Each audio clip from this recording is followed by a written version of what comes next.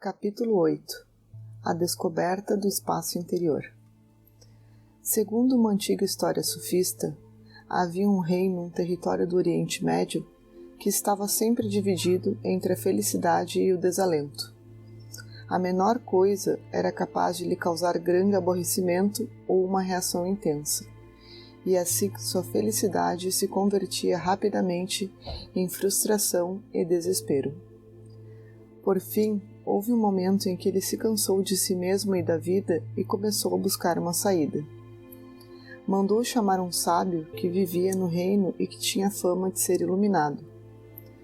Quando o sábio chegou, o rei lhe disse: "Quero ser como você. Pode me dar alguma coisa que traga equilíbrio, serenidade e sabedoria à minha vida? Pago o preço que você pedir por isso." O sábio respondeu: "Talvez eu possa ajudá-lo. Mas o preço é tão alto que nem todo o seu reino seria suficiente para pagá-lo. Então vou lhe dar isso como um presente, desde que você honre o compromisso." O rei lhe garantiu que sim, e o sábio se foi. Algumas semanas depois, ele retornou e entregou ao rei uma caixa decorada e com detalhes de jade.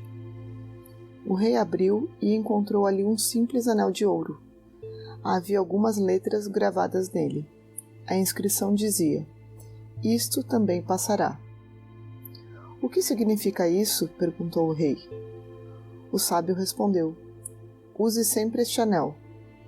Seja o que for que aconteça, antes de considerar este evento bom ou mau, toque o anel e leia a inscrição.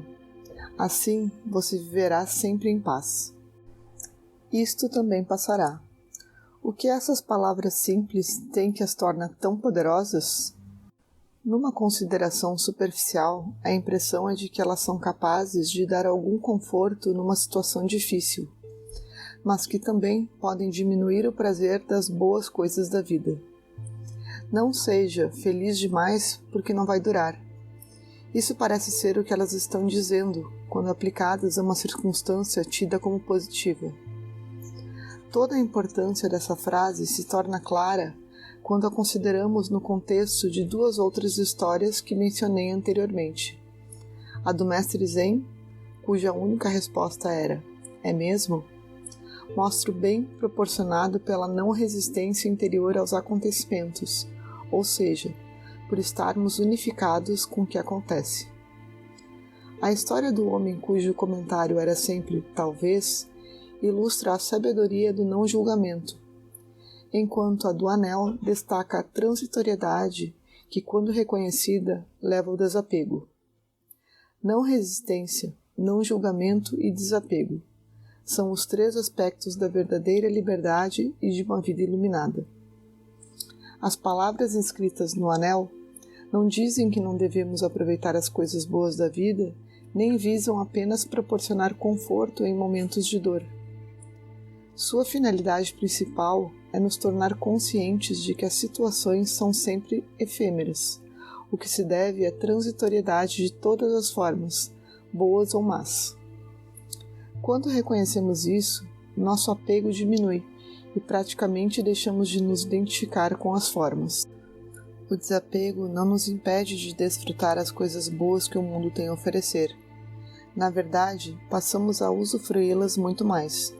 Depois que compreendemos e aceitamos a impermanência de tudo o que existe e a inevitabilidade da mudança, conseguimos aproveitar os prazeres enquanto eles duram, mas agora livres do medo da perda e da ansiedade quanto ao futuro. Com o desapego, desenvolvemos um ponto de vista privilegiado que nos permite observar os acontecimentos em vez de ficarmos presos dentro deles. É como se nos tornássemos um astronauta que vê a Terra cercada pela vastidão do espaço e compreende uma verdade paradoxal. Nosso planeta é precioso e ao mesmo tempo insignificante. O reconhecimento de que isto também passará produz esse distanciamento e com ele nossa vida ganha mais uma dimensão, o espaço interior. Por meio do desapego, assim como do não julgamento e da não resistência interior, obtemos acesso a essa dimensão. Quando não estamos mais totalmente identificados com as formas, a consciência, que nós somos, se vê livre do seu aprisionamento na forma. Essa liberdade é o surgimento do espaço interior.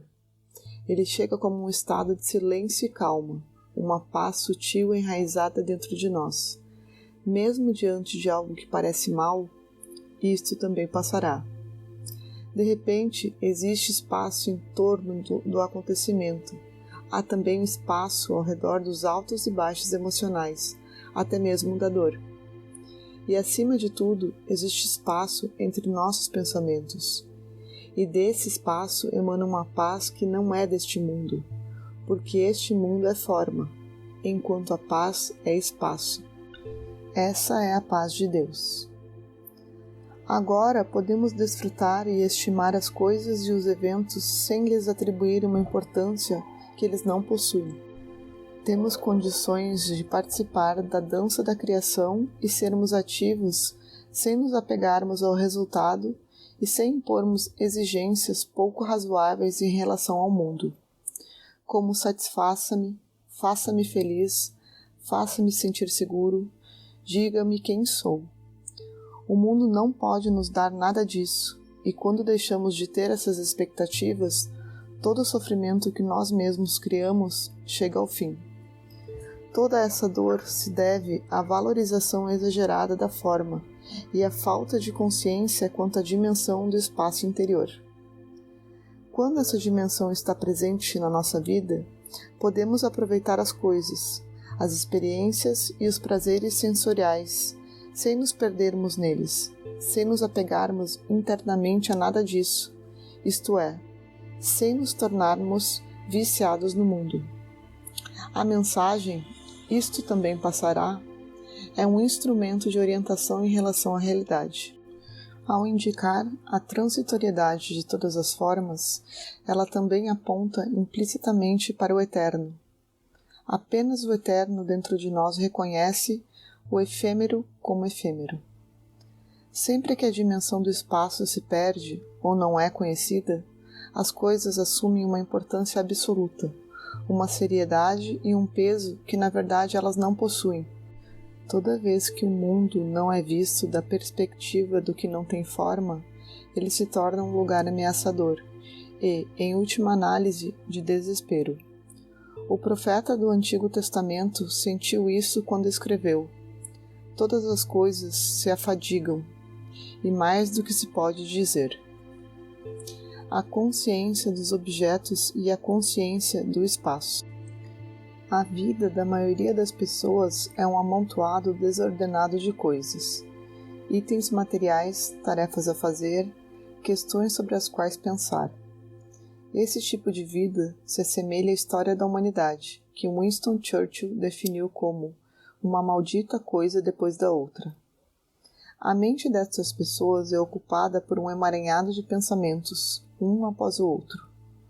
Essa é a dimensão da consciência dos objetos, que é a realidade predominante de um grande número de indivíduos, e é por causa disso que a vida deles é tão confusa.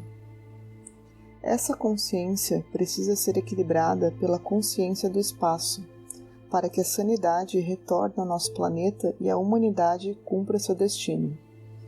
O surgimento da consciência do espaço é o próximo estágio da evolução da nossa espécie. O sentido da consciência do espaço é que, além de estarmos conscientes das coisas, que sempre se resumem a percepções, pensamentos e emoções, existe um estado subjacente de atenção. Isso quer dizer que temos consciência não apenas das coisas, objetos, como também do fato de que estamos conscientes. É o que ocorre quando somos capazes de sentir um silêncio interior sempre alerta, ao fundo, enquanto os eventos acontecem no primeiro plano. Essa dimensão está presente em todos nós. No entanto, para a maioria das pessoas, ela passa totalmente despercebida. Às vezes, eu a aponto da seguinte maneira: você é capaz de sentir sua própria presença? A consciência do espaço representa a liberdade tanto em relação ao ego quanto à dependência das coisas, do materialismo e da materialidade. Ela é a dimensão espiritual que, sozinha, pode dar um significado verdadeiro e transcendente a este mundo. Sempre que estamos aborrecidos com algo que ocorreu, com alguém ou com uma situação, a verdadeira causa desse estado de ânimo não é o que aconteceu, nem a pessoa, nem a circunstância, mas a perda da verdadeira perspectiva que apenas o espaço pode oferecer. Estamos presos à consciência dos objetos, inconscientes do espaço interior atemporal da consciência propriamente dita. A frase "isso também passará", quando usada como um indicador, pode restaurar a consciência dessa dimensão para nós. Outro indicador da verdade em nós está na seguinte afirmação: meu aborrecimento nunca é causado por aquilo que imagino. Abaixo e acima do nível do pensamento. Quando estamos muito cansados, podemos nos sentir mais em paz, mais relaxados do que no estado normal.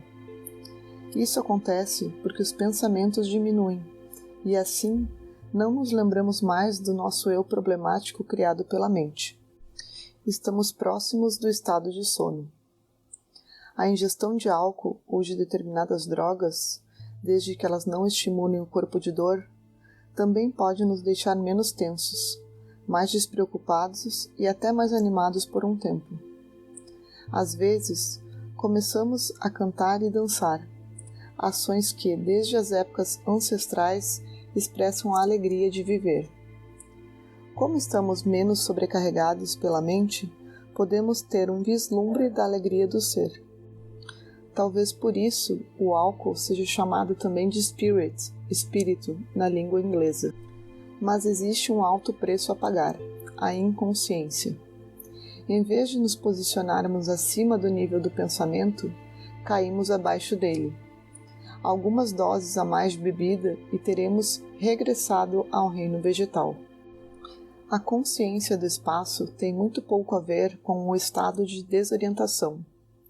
Ambos estão além do nível do pensamento. Isso eles têm em comum.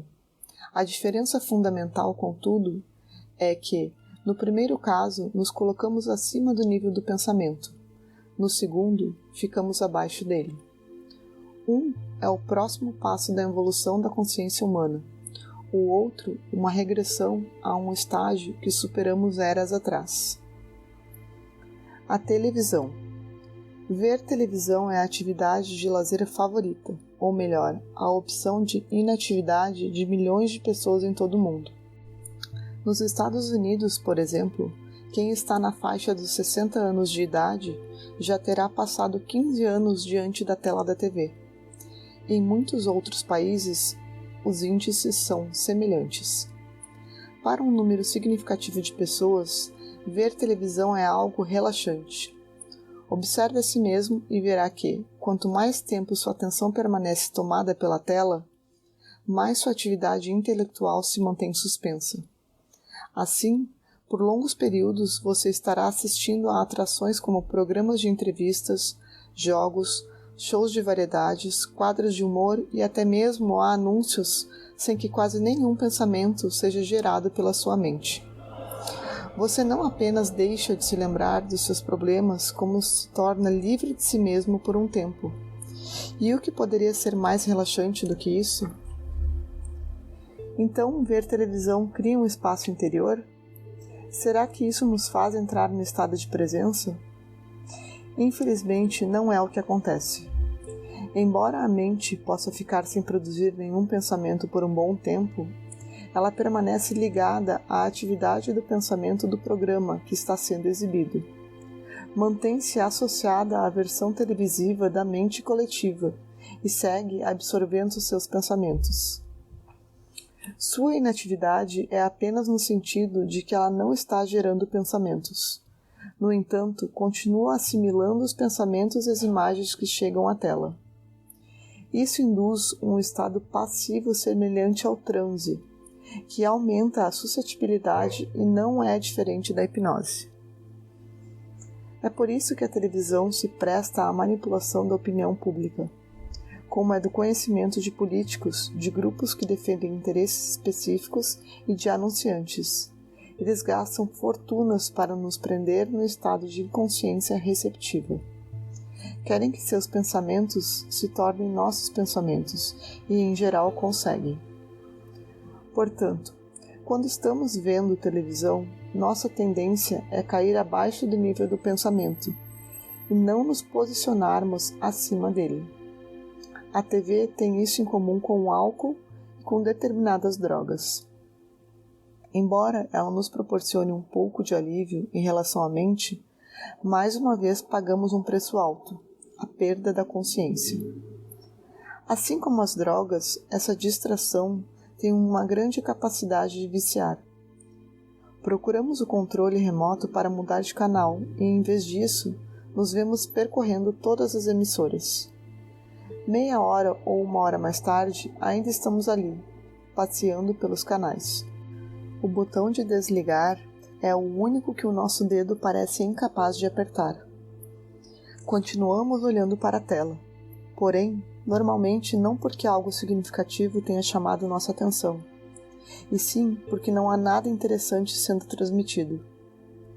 Depois que somos fisgados, quanto mais trivial e mais sem sentido é a atração, mais intenso se torna o nosso vício. Se isso fosse estimulante para o pensamento, motivaria nossa mente a pensar por si mesma de novo, o que é algo mais consciente e, portanto, preferível a um transe induzido pela televisão. Dessa forma, nossa atenção deixaria de ser prisioneira das imagens da tela. O conteúdo da programação, caso apresente alguma qualidade, pode até certo ponto neutralizar e algumas vezes até mesmo desfazer o efeito hipnótico e entorpecedor da TV. Existem determinados programas que são de uma utilidade extrema para muitas pessoas. Mudam sua vida para melhor, abrem seu coração, fazem com que se tornem mais conscientes. Há também algumas atrações humorísticas que acabam sendo espirituais, mesmo que não tenham essa intenção, por mostrarem uma versão caricata da insensatez humana e do ego.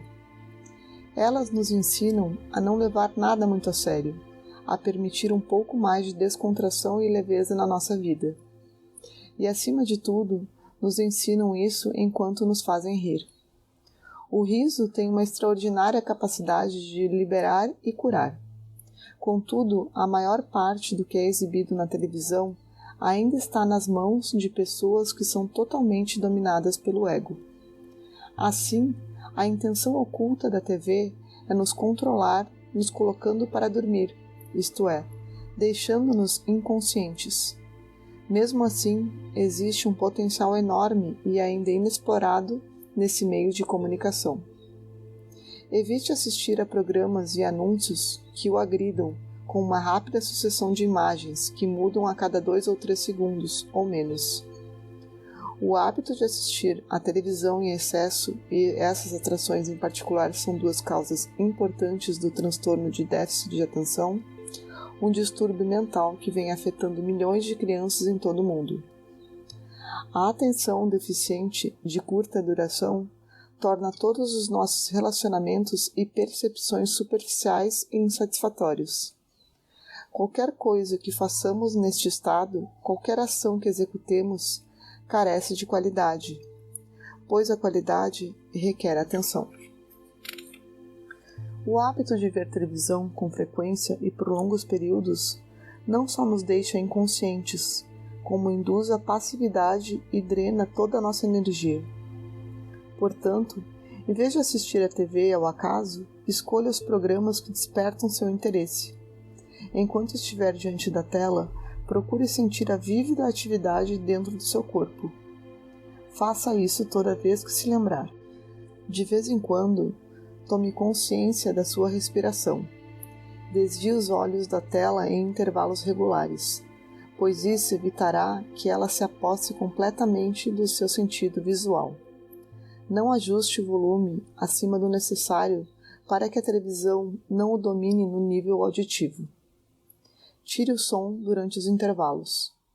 procure não dormir logo após desligar o aparelho, ou ainda pior, adormecer com ele ligado.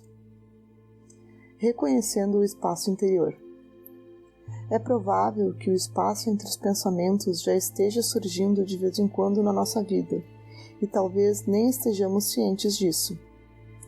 Uma consciência que é fortemente atraída pelas experiências e condicionada a se identificar apenas com a forma, isto é, a consciência dos objetos, considera a princípio quase impossível perceber o espaço.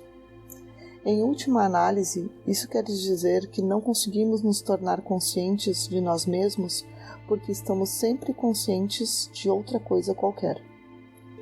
Permanecemos distraídos pela forma de modo permanente. Até mesmo quando parecemos estar conscientes de nós mesmos, acabamos nos transformando num objeto, numa forma de pensamento. Assim, aquilo de que temos consciência não corresponde a nós, é apenas um pensamento. Quando ouvimos falar de espaço interior, pode ser que comecemos a buscá-lo. No entanto, se fizermos isso como se estivéssemos procurando um objeto ou uma experiência, não teremos sucesso. Esse é o dilema de todos aqueles que estão tentando alcançar a compreensão espiritual ou iluminação. Por isso Jesus disse: o reino de Deus não virá de um modo ostensivo, nem se dirá, ei-lo aqui, ou ei-lo ali, pois o reino de Deus já está dentro de vós. Se não gastamos todo o nosso tempo com descontentamento, preocupação, ansiedade, depressão, desespero, nem nos deixamos consumir por outros estados negativos, se temos a capacidade de desfrutar as coisas simples, como ouvir o som da chuva ou do vento, se conseguimos ver a beleza das nuvens passando pelo céu, se temos condições de ficar sozinhos de tempos em tempos, sem nos sentir solitários nem carentes do estímulo mental de um entretenimento, se somos capazes de nos ver tratando um estranho com uma bondade sincera sem esperar nada em troca, isso significa que se abriu um espaço, não importa que seja curto, no fluxo incessante de pensamentos que é a mente humana. Quando isso acontece, experimentamos uma sensação de bem-estar, de paz viva, ainda que sutil. A intensidade pode variar de um sentimento quase imperceptível de contentamento em segundo plano ao que os antigos sábios da Índia chamavam de Ananda, a alegria do ser. Como fomos condicionados a prestar atenção apenas na forma, provavelmente não temos consciência dela, a não ser de modo indireto. Por exemplo, existe um elemento comum na capacidade de vermos a beleza, de valorizarmos as coisas simples, de gostarmos de ficar sozinhos e de nos relacionarmos com as pessoas com benevolência. Esse elemento comum é um sentimento de contentamento, de paz e de vivacidade que é o pano de fundo invisível, sem o qual essas experiências não seriam possíveis. Sempre que você detectar a beleza, a amabilidade, o reconhecimento do que existe de bom nas coisas simples da vida, procure pelo pano de fundo de tudo isso dentro de si mesmo. Mas não busque esse segundo plano como se estivesse tentando encontrar alguma coisa. Você não conseguirá identificá-lo com precisão e dizer, agora eu o tenho. Também não poderá aprendê-lo com a mente e defini-lo de algum jeito. Ele é como o céu sem nuvens, não tem forma. É espaço, é silêncio. A doçura do ser é infinitamente mais do que estas palavras, que podem apenas sugerir o que ele é. Quando você for capaz de senti-lo diretamente em seu interior, ele se aprofundará. Então, toda vez que você valorizar algo simples, um som, uma imagem, um toque, nos momentos em que vir a beleza e sempre que tiver um sentimento de benevolência em relação ao outro, sentirá a amplitude interior, que é a fonte e o pano de fundo dessas vivências. Ao longo dos séculos, muitos poetas e sábios observaram que a verdadeira felicidade, eu a chamo de alegria do ser, é encontrada nas coisas simples aparentemente comuns. A maioria das pessoas, na busca incansável por algo importante que possa acontecer na sua vida, costuma não prestar atenção no que é insignificante, que pode não ser insignificante de maneira nenhuma. O filósofo Nietzsche, num raro momento de silêncio profundo, escreveu: "Como é preciso pouco para a felicidade. A menor coisa, precisamente a mais suave, a mais leve, o farfalhar de um lagarto, um sopro, um psil, um olhar de relance, é o pouco que faz a melhor felicidade. Silêncio." Por que a menor coisa faz a melhor felicidade? Porque a verdadeira felicidade não é causada nem pela coisa nem pelo acontecimento, embora seja assim que pareça a princípio? Ambos são tão sutis, tão pouco perceptíveis que ocupam apenas uma pequena parte da nossa consciência. O resto é espaço interior, a consciência propriamente dita, não obstruída pela forma. A consciência do espaço interior e quem nós somos em nossa essência são a mesma e uma só coisa. Em outras palavras, a forma das pequenas coisas deixa lugar para o espaço interior, e dele, que é a própria consciência não condicionada, emana a verdadeira felicidade, a alegria do ser. Para estarmos conscientes daquilo que é pequeno e suave, precisamos, porém, permanecer silenciosos em nosso interior. Isso requer um alto grau de atenção.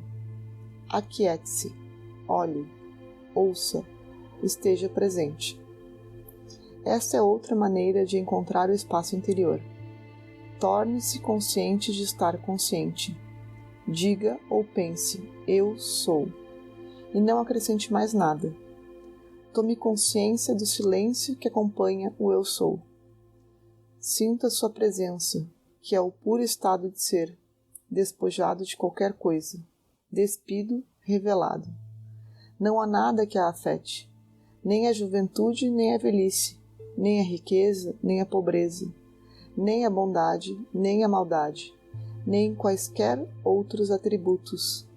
Ela é o amplo útero de toda a criação, de todas as formas. Você consegue ouvir o córrego na montanha? Um mestre zen estava caminhando em silêncio com um dos seus discípulos por uma trilha na montanha. Quando chegaram a um velho pé de cedro, eles se sentaram embaixo dessa árvore e fizeram uma refeição simples, com apenas um pouco de arroz e hortaliças. Após a refeição, o discípulo, um jovem monge que ainda não descobrira a chave para o mistério do Zen, rompeu o silêncio perguntando ao mestre: "Mestre, como faço para entrar no Zen?" Ele estava, é claro, perguntando como entrar no estado de consciência, que é conhecido como Zen. O mestre permaneceu em silêncio. O discípulo esperou ansiosamente por uma resposta por quase 5 minutos. Ele estava prestes a fazer outra pergunta quando o mestre falou de repente: "Está ouvindo o som daquele córrego na montanha?" O discípulo não tinha notado nenhum córrego na montanha. Estivera mais preocupado em pensar sobre o significado do Zen. Agora, enquanto começava a escutar o som, sua mente ruidosa se acalmou. A princípio, ele não ouviu nada. Depois, seu pensamento deu lugar a um estado de alerta mais intenso e, de repente, ele ouviu um murmúrio quase imperceptível de um córrego a longa distância. "Sim, consigo ouvir agora", confirmou. O mestre ergueu um dedo e, com um olhar que de alguma maneira era ao mesmo tempo feroz e gentil, complementou: "Entre no Zen por aí." O discípulo ficou perplexo.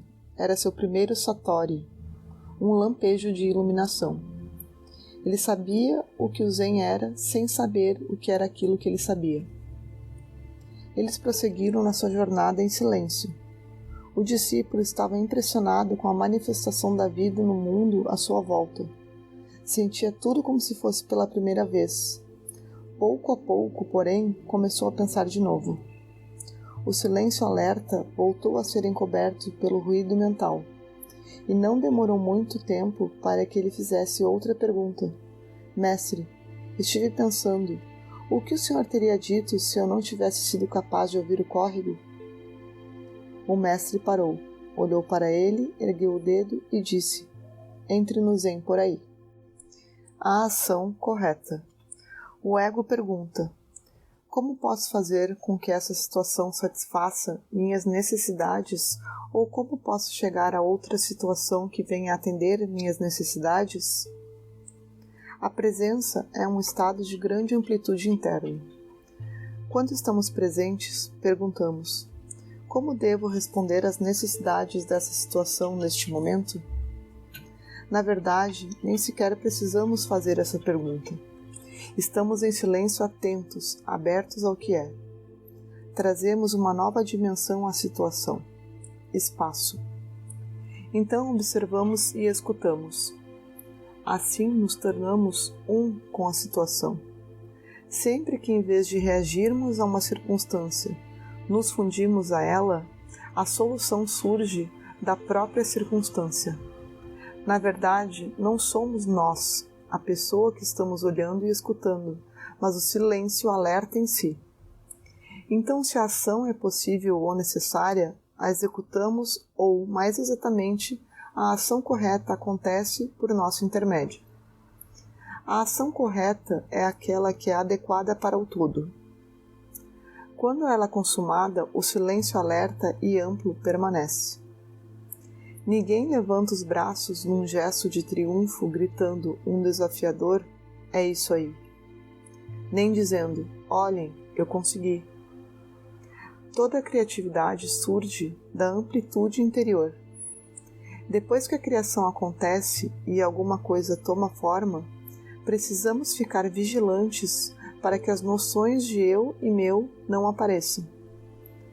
Se nos atribuirmos o crédito pelo que conseguimos fazer, é porque o ego está de volta, e o amplo espaço tornou-se obscurecido. Perceber sem nomear. As pessoas, em sua maioria, estão apenas superficialmente conscientes do mundo que as cerca, sobretudo quando estão familiarizadas com o ambiente em que se encontram. A voz na cabeça absorve a maior parte da sua atenção. Há quem se sinta mais vivo quando viaja e visita lugares desconhecidos ou outros países porque, nessas ocasiões, a percepção sensorial ocupa mais a sua consciência do que o pensamento. Esses indivíduos se tornam mais presentes. Outros permanecem sob o total domínio da voz na cabeça, até mesmo nessas situações.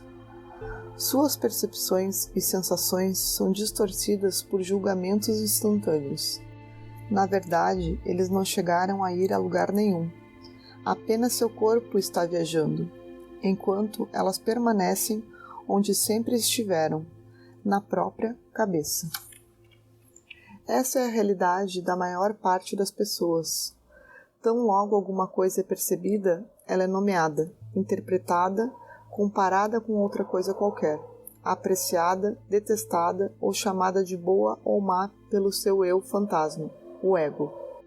Elas estão aprisionadas nas formas de pensamento, na consciência do objeto.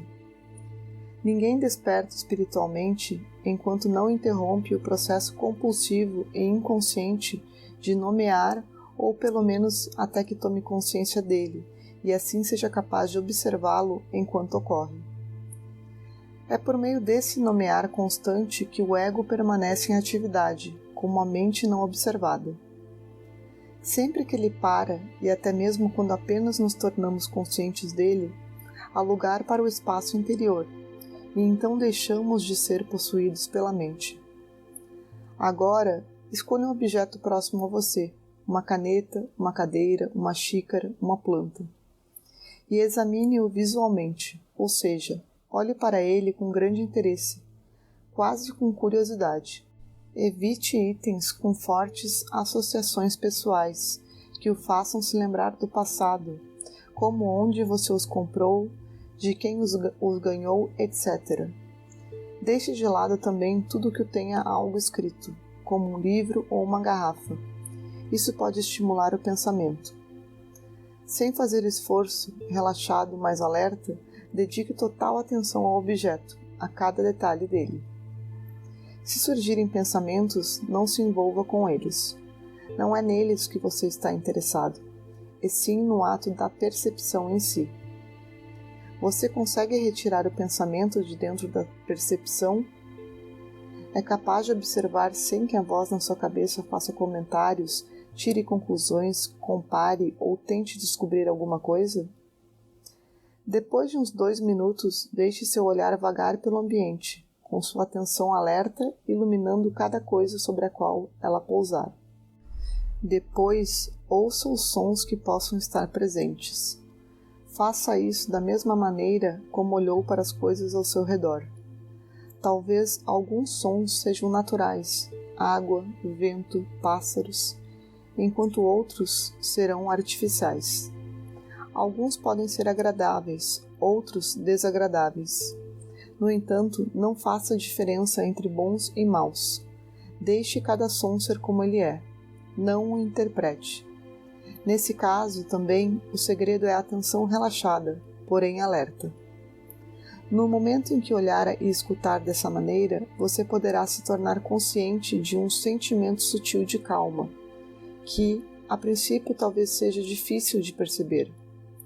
Algumas pessoas o sentem como um silêncio em segundo plano, outras preferem chamá-lo de paz.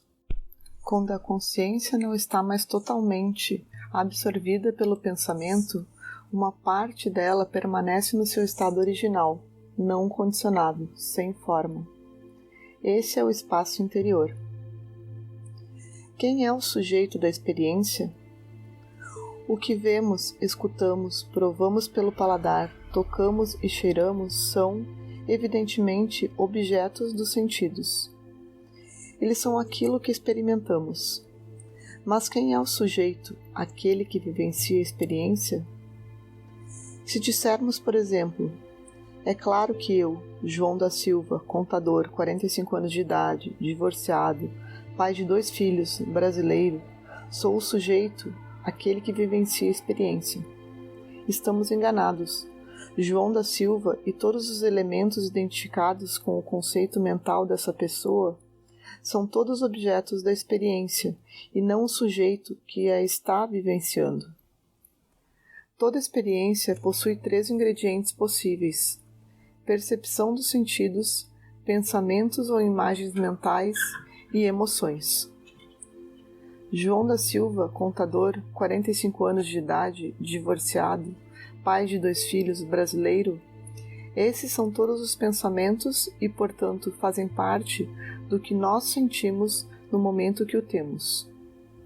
Eles e qualquer outra coisa que possamos dizer e pensar sobre nós são objetos e não o sujeito. São a experiência e não aquele que vivencia a experiência. Podemos acrescentar mais umas 1000 definições, pensamentos sobre quem nós somos, e ao fazermos isso, certamente aumentaremos a complexidade da experiência de nós mesmos. No entanto, dessa maneira, não chegaremos ao sujeito, que é anterior a toda experiência, mas sem o qual elas não existiriam.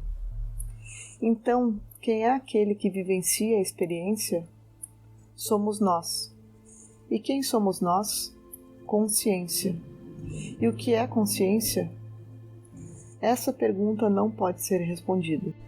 No momento em que a respondermos, vamos falsificá-la, transformá-la em outro objeto. A consciência, termo tradicional para aquilo que é espírito, não pode ser conhecida no sentido comum dessa palavra, e tentar persegui-la é bobagem.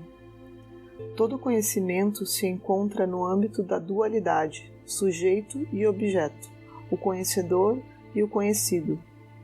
O sujeito, o eu, o conhecedor sem o qual nada seria conhecido, percebido, pensado ou sentido, deve permanecer para sempre incognoscível.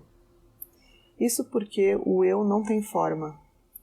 Apenas as formas podem ser conhecidas, e ainda assim sem a dimensão sem forma.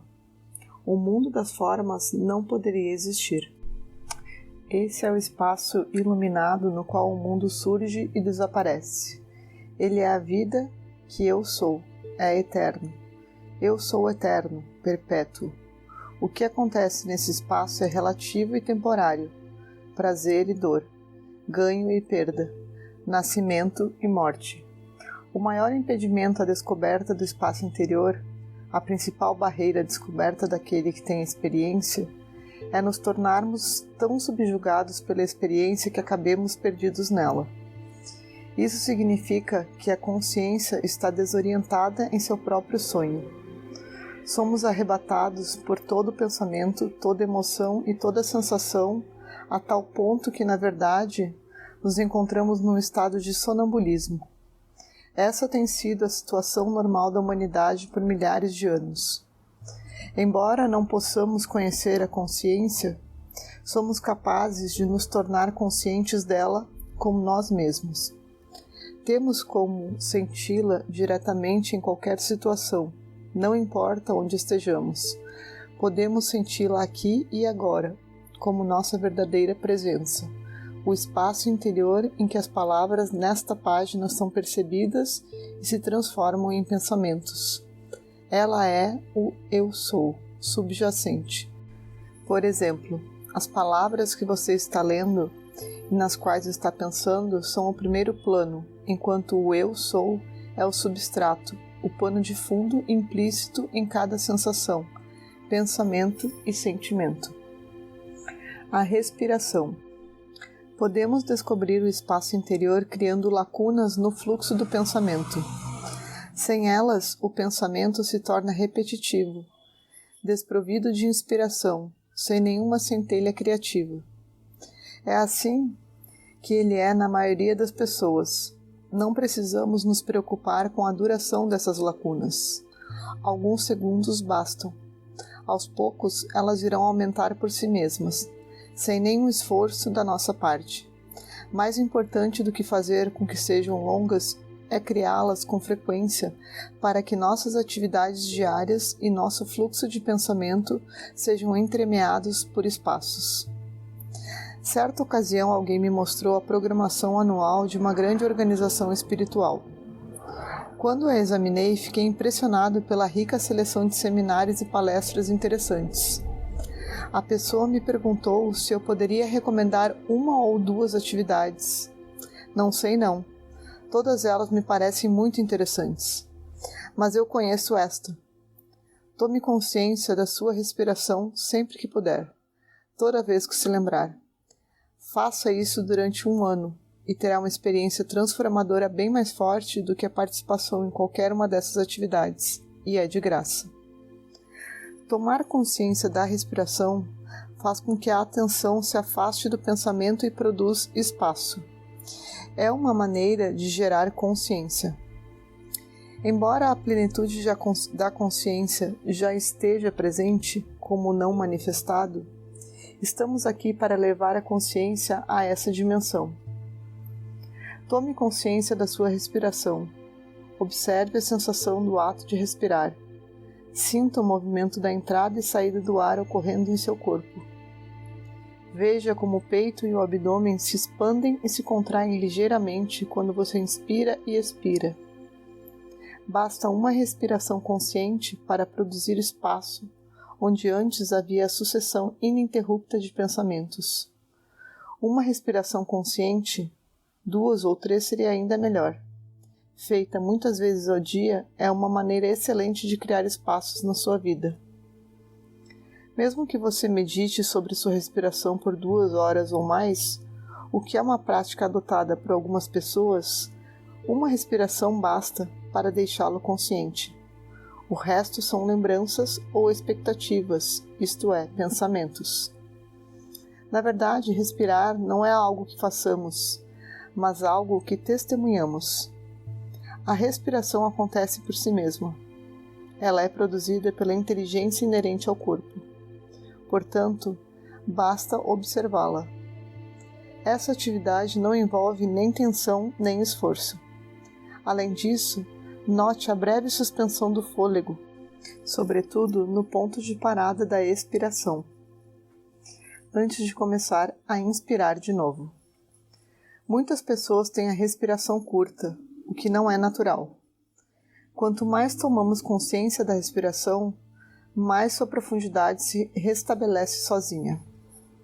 Como a respiração não tem forma própria, ela tem sido equiparada ao espírito, a vida sem uma forma específica, desde tempos ancestrais. O Senhor Deus formou, pois, o homem do barro da terra, e inspirou-lhes nas narinas um sopro de vida, e o homem se tornou um ser vivente. A palavra alemã para respiração, Atman, tem origem do mesmo sânscrito Atman, que significa o Espírito Divino que nos habita, ou o Deus interior.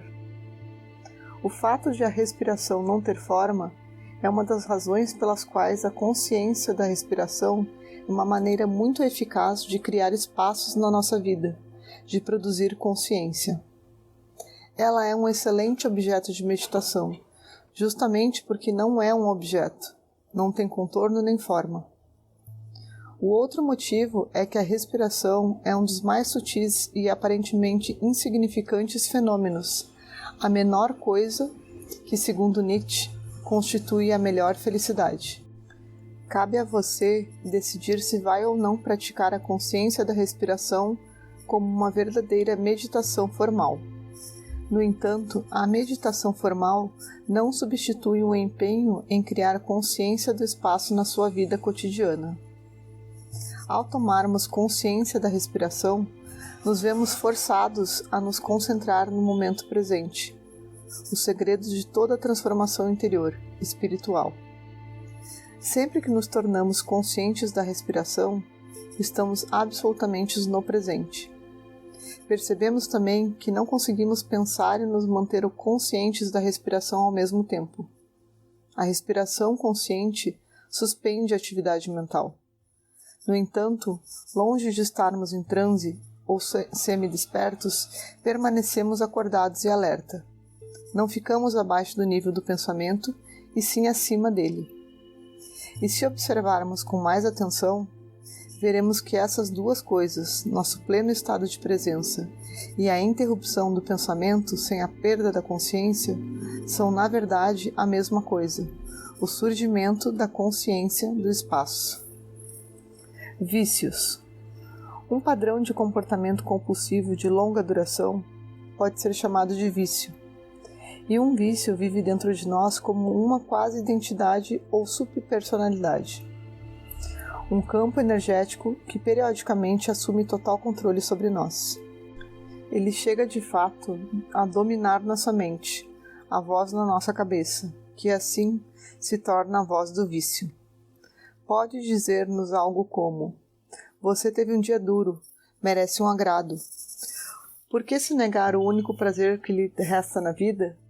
E assim, se nos identificarmos com a voz interior por causa da falta de consciência, nos veremos caminhando para a geladeira e pegando uma bela torta de chocolate. Em outras ocasiões, o vício pode superar completamente nossos pensamentos, e de repente, talvez, estejamos fumando um cigarro ou segurando um copo de bebida. Como é que isso veio parar na minha mão? Tirar o cigarro do maço e acendê-lo ou servir-se de uma bebida foram atos executados em total inconsciência.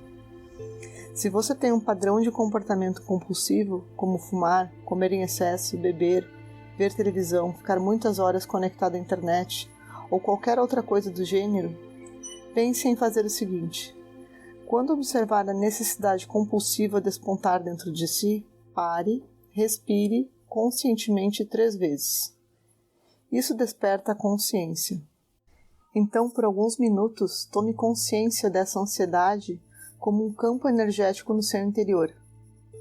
Sinta de modo consciente essa necessidade física ou mental que o leva a querer ingerir algo, consumir determinada substância ou adotar uma forma de comportamento compulsivo. Em seguida, respire conscientemente mais algumas vezes. Depois, poderá descobrir que a urgência compulsiva desapareceu, pelo menos dessa vez, ou que ela ainda o domina, e tudo o que lhe resta é agir sob seu comando de novo. Nesse caso, porém, não faça disso um problema. Torne o vício parte da sua prática de consciência, seguindo as instruções que acabei de fornecer. À medida que a consciência for aumentando, os padrões de dependência começarão a se enfraquecer e acabarão por se dissipar. Lembre-se, contudo, de estar atento a todos os pensamentos que justificam o comportamento exigido pelo vício, algumas vezes com argumentos inteligentes. Pergunte-se: quem está dizendo isso? E perceberá que é o vício. Uma vez que você saiba disso, que esteja presente como observador da sua mente, serão menores as probabilidades de que ele o engane para que atenda à sua vontade. A percepção do corpo interior. Outra maneira simples, mas eficaz de encontrarmos espaço na nossa vida está intimamente ligada à respiração. Você descobrirá que enquanto sente o fluxo sutil do ar entrar no seu corpo e sair dele, assim como o movimento de subida e descida do tórax e do abdômen, também está ficando ciente do seu corpo interior. Sua atenção pode então se transferir da respiração para essa sensação de energia vital que está disseminada dentro do seu corpo. As pessoas, em sua maioria, estão tão distraídas pelos pensamentos, tão identificadas com a voz dentro da sua cabeça, que não conseguem mais perceber a energia vital em seu interior. Ser incapaz de sentir a vida que anima o corpo físico, a própria vida que nós somos, é a maior privação que alguém pode sofrer. Assim, elas começam a buscar não apenas substitutos desse estado natural de bem-estar interno, como também algo que encubra o permanente desconsolo que sentem por não estarem em contato com essa energia vital, que permanece presente, embora costume ser desconsiderada. Alguns dos substitutos mais procurados são as emoções fortes induzidas pelas drogas, a superestimulação sensorial, como a música em alto volume, distrações eletrizantes ou perigosas, e a obsessão pelo sexo. Até mesmo os conflitos nos relacionamentos são colocados no lugar dessa sensação genuína de energia vital. O recurso mais visado para suprir o contínuo desalento subjacente são os relacionamentos íntimos, um homem ou uma mulher, que faça a pessoa feliz. Isso, é claro, está entre as mais frequentes de todas as decepções, e quando o desconsolo volta à tona, o parceiro ou a parceira é sempre responsabilizado por isso. Respire conscientemente 2 ou 3 vezes. Agora, veja se consegue detectar uma sensação sutil de energia vital que permeia todo o seu corpo interior. Você é capaz de, digamos, sentir um corpo de dentro para fora? Procure ter uma breve sensação de partes específicas, as mãos, depois os braços, os pés e as pernas. Pode sentir o abdômen, o peito, a nuca e a cabeça? E quanto aos lábios, há vida neles? Em seguida, tome consciência mais uma vez do corpo interior como um todo. A princípio, talvez você queira praticar esse exercício de olhos fechados. No entanto, depois de sentir seu corpo, abra os olhos e observe ao redor enquanto continua a senti-lo. Algumas pessoas podem achar que não há necessidade de fechar os olhos. Na verdade, talvez elas até consigam sentir o corpo interior enquanto leem esse texto. Espaço interior e exterior. Nosso corpo interior não é sólido, mas amplo. Ele não é nossa forma física, e sim a vida que a anima. É a inteligência que criou o corpo e o mantém, coordenando ao mesmo tempo centenas de funções diferentes de complexidade tão extraordinária que a mente não consegue compreender uma fração disso. Quando nos tornamos conscientes dele, o que de fato acontece é que a inteligência está se tornando consciente de si mesma. Os físicos descobriram que a aparente solidez da matéria é uma ilusão criada pelos sentidos. Isso inclui o corpo físico. Nós o percebemos e pensamos sobre ele como uma forma, entretanto, 99,99% dele é, na verdade, espaço vazio. Essa é a vastidão do espaço que existe entre os átomos em comparação com seu tamanho. E há também muito espaço dentro de cada átomo. O corpo físico não passa de uma percepção distorcida de quem nós somos. Em diversos aspectos, ele é uma versão microscópica do espaço exterior. Para obter uma ideia da extensão do espaço entre os corpos celestiais, considere o seguinte. Viajando a 300 mil km por segundo, a luz leva pouco mais de 1 segundo para percorrer a distância entre a Terra e a Lua. A luz do Sol alcança nosso planeta em cerca de 8 minutos. A luz de Próxima Centauri, a estrela que está mais perto do Sol, e a segunda mais próxima a nós depois dele, viaja por 4,5 anos até chegar na Terra. Essa é a amplidão do espaço que nos rodeia. E também há o espaço intergaláctico, cuja dimensão desafia toda a compreensão.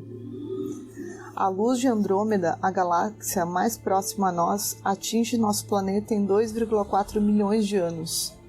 Não é incrível que o nosso corpo seja exatamente tão vasto quanto o universo? Assim, o corpo físico que é forma revela-se essencialmente sem forma, quando mergulhamos fundo nele. Torna-se uma passagem para o espaço interior. Embora o espaço interior seja informe, ele é pleno de vida. Aquele espaço vazio é a vida na sua totalidade, a origem não manifestada da qual fluem todas as manifestações. A palavra usual para designar a origem é Deus. Os pensamentos e as palavras pertencem ao mundo da forma. Eles não podem expressar a ausência dela. Assim, quando dizemos, estou conseguindo sentir meu corpo interior, essa é uma falsa percepção criada pelo pensamento. O que ocorre de verdade é que a consciência que aparece como corpo, a consciência que eu sou, está se tornando consciente de si mesma. No momento em que deixamos de confundir quem nós somos com uma forma temporária de eu, a dimensão do eterno e infinito Deus pode se expressar por nosso intermédio e nos guiar. Ela também nos liberta da dependência em relação à forma. No entanto, um reconhecimento apenas intelectual ou a crença não sou esta forma é inútil. A pergunta fundamental é: sou capaz de sentir a presença do espaço interior nesse momento? Na realidade, seu sentido é: consigo sentir minha própria presença, a presença que eu sou? Podemos ainda abordar essa verdade usando um indicador diferente, como a seguinte pergunta: tenho consciência não só do que está acontecendo neste momento, como também do agora, propriamente dito, como o espaço interior eterno em que tudo acontece? Embora essa indagação pareça não ter nada a ver com o corpo interior, podemos nos surpreender com o fato de que, ao nos tornarmos conscientes do espaço do agora, de repente nos sentiremos mais vivos por dentro. Estaremos percebendo a energia vital do corpo interior, e ela é uma parte intrínseca da alegria do ser. Temos que entrar no corpo para ir além dele e descobrir que não somos aquilo. Sempre que possível, use a consciência do corpo interior para produzir espaço. Durante uma espera, quando estiver ouvindo alguém, ou nas ocasiões em que fizer uma pausa para apreciar o céu, uma árvore, uma flor, seus filhos, seu marido ou sua mulher, sinta a vida dentro de si ao mesmo tempo. Isso significa que parte da sua atenção ou consciência permanece sem forma, enquanto o resto está disponível para o mundo exterior das formas. Toda vez que você habitar seu corpo dessa maneira, ele servirá como uma âncora para mantê-lo presente no agora. Isso o impedirá de se perder no pensamento, nas emoções e nas situações externas. Quando pensamos, sentimos, percebemos e vivemos uma experiência, a consciência adquire uma forma. É a reencarnação, num pensamento, num sentimento, num sentido de percepção, numa experiência. O ciclo de renascimentos de que os budistas esperam finalmente se libertar acontece de modo contínuo, e é apenas neste momento, por meio do poder do agora, que conseguiremos sair dele. Pela total aceitação da forma do agora, alcançamos um alinhamento interno com o espaço, que é a essência do agora. Por meio da aceitação, criamos uma vastidão interior. Procuramos nos unificar com o espaço e não com a forma. É isso que leva a verdadeira perspectiva e o equilíbrio à nossa vida. Percebendo as lacunas. Ao longo do dia, vemos e ouvimos uma sucessão de coisas em contínua mutação. No primeiro momento, quando vemos algo ou ouvimos um som, sobretudo se não estamos familiarizados com eles, antes que a mente os nomeie ou interprete, costuma surgir uma lacuna de atenção alerta, na qual ocorre a percepção. Essa lacuna é o espaço interior. Sua duração difere de pessoa para pessoa. É fácil perdê-la, porque no caso de muita gente, ela é extremamente curta, talvez de apenas 1 segundo ou menos. Veja o que acontece. No primeiro momento da percepção de uma nova imagem ou de um novo som, há uma breve suspensão do fluxo habitual de pensamento. A consciência é desviada do pensamento porque ela é requerida para sentir a percepção. Uma imagem ou um som muito incomuns podem nos deixar sem palavras, até mesmo internamente, ou seja, eles produzem uma lacuna mais longa. A frequência e a duração desses espaços determinam nossa capacidade de desfrutar a vida, de sentir uma ligação interior com as pessoas e também com a natureza. Elas estabelecem ainda nosso grau de libertação do ego, pois este implica a inconsciência total da dimensão do espaço. Quando nos tornamos conscientes desses breves intervalos que acontecem naturalmente, eles começam a se tornar mais longos. À medida que isso ocorre, vamos vivenciando com uma frequência crescente a alegria de perceber as coisas com pouca ou nenhuma interferência do pensamento. O mundo ao nosso redor então parece revigorado, novo e vivo. Quanto mais percebemos a vida por intermédio de uma tela mental de abstração e conceituação, mais desanimado e monótono se torna o ambiente em torno de nós. Perder-se para se encontrar. O espaço interior surge também sempre que deixamos de lado a necessidade de enfatizar nossa identificação com a forma. Isso é algo requerido pelo ego. Não é uma carência genuína. Já abordei brevemente esse ponto. Toda vez que abrirmos mão de um padrão de comportamento que leva a isso, criamos o espaço interior. Reforçamos quem nós somos de verdade. Para o ego, é como se estivéssemos nos perdendo de nós mesmos, porém ocorre o oposto. Jesus nos ensinou que precisamos nos perder para nos encontrar. Quando abandonamos um desses padrões, atenuamos o destaque de quem somos no nível da forma. Assim, quem somos além da forma emerge de maneira mais plena. Como nos tornamos menos, podemos ser mais. Vou mencionar alguns comportamentos que as pessoas adotam inconscientemente para fortalecer sua identidade com a forma. Se você estiver alerta o bastante, será capaz de detectar alguns deles dentro de si mesmo. Exigir reconhecimento por alguma coisa que fez e indignar-se ou aborrecer-se quando não o consegue. Tentar obter atenção falando sobre problemas pessoais, contando a história da própria doença ou fazendo uma cena. Dar uma opinião quando ninguém a pede e ela não faz diferença para a situação. Ser mais preocupado com o modo como é visto pelas pessoas do que com elas, isto é, usá-las como um reflexo do ego ou como um instrumento para realçar o ego. Tentar causar impressão nos outros por meio de bens, conhecimentos, boa aparência, posição social, forma física e etc. Inflar temporariamente o ego adotando uma reação irada contra alguma coisa ou alguém. Levar tudo para o lado pessoal e sentir-se ofendido. Considerar-se certo e os outros errados por meio de queixas fúteis, mentais ou verbais. Querer ser visto ou parecer importante. Caso você detecte um desses padrões em si mesmo, sugiro que faça uma experiência. Descubra como se sente e o que ocorre se o abandonar. Simplesmente descarte-o e veja o que acontece. Enfraquecer quem você é no nível da forma é outra maneira de gerar a consciência. Encontre o imenso poder que flui de você para o mundo, deixando de fortalecer sua identificação com a forma. O silêncio.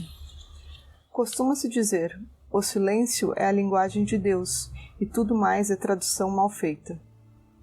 O silêncio é realmente outra palavra para espaço. Ao tomarmos a consciência dele, quando o encontramos na nossa vida, estabelecemos uma ligação com a dimensão sem forma e eterna dentro de nós, aquela que está além do pensamento e do ego. Pode ser o silêncio que envolve o mundo da natureza, a tranquilidade do nosso quarto nas primeiras horas da manhã, ou os intervalos entre os sons. O silêncio não tem forma, é por isso que por meio do pensamento não conseguimos ter consciência dele. O pensamento é forma. Ter consciência do silêncio significa ficar em silêncio. Ficar em silêncio é estar consciente sem pensamento. Nunca somos nós mesmos com tanta intensidade do que quando estamos em silêncio. Nessas ocasiões, somos quem fomos antes de assumir temporariamente essa forma física e mental que chamamos de pessoa. Também somos aquele que seremos depois que a forma se dissolver. Quando estamos em silêncio, somos quem somos além da nossa existência temporal, a consciência, incondicional, sem forma, eterna.